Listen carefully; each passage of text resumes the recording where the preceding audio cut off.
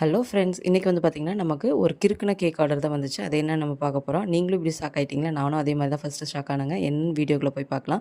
இந்த மாதிரி நான் பேட்டர் எடுத்து போர் பண்ணிகிட்டு இருக்கும்போது தான் பார்த்திங்கன்னா என் சின்ன பையன் வந்துட்டு, அம்மா என்னம்மா நீ இப்படி கேக்கில் கிறுக்கி வச்சிருக்க அப்படின்னு ரொம்ப கேட்டான்.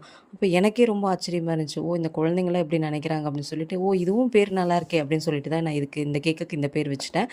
வேறு ஒன்றும் இல்லைங்க, நம்மளோட ஸ்ட்ராபெரி ஃப்ளேவர், நெக்ஸ்ட் வந்து பார்த்திங்கன்னா பிஸ்தா ஃப்ளேவர், அடுத்தது வந்து பார்த்திங்கன்னா நம்மளோட சாக்லேட் மார்பிள் கேக்கு.